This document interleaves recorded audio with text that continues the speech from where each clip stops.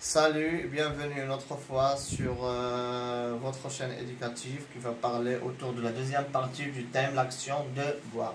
Donc on a cité auparavant les différentes actions qui ont un rapport avec le verbe boire. Maintenant on commence par les différents types de verbes. Donc on boit bien sûr dans un verre, mais quels sont les différents types de verbes?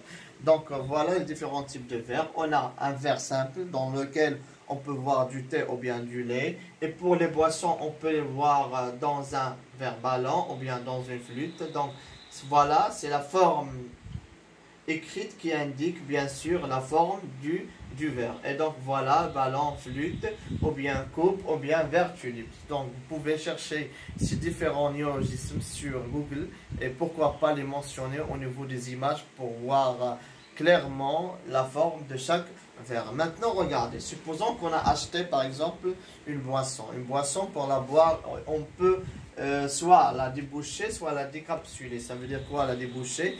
Supposons qu'il est fermé par un bouchon, donc on doit la déboucher pour la boire. Ou bien la décapsuler au cas où la boisson est fermée par une capsule. Et donc, au moment où on achète la boisson, on peut la garder soit dans un réfrigérateur, et dans ce cas-là, je la mets au frais, donc l'expression mettre au frais. Mettre au frais, je mets au frais, tu mets au frais, il met au frais.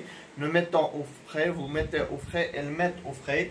Ou bien on peut la dégazer aussi si on a un problème intestinal et on ne supporte pas les boissons gazeuses. On peut laisser partir les bulles de gaz pour la dégazer. Et en fin de compte, je peux par exemple prendre une boisson qui est chaude comme le thé ou bien le café et la faire bien sûr tremper dans un eau ou bien dans un liquide bouillant, et dans ce cas là je dis que je suis en train de faire infuser la boisson,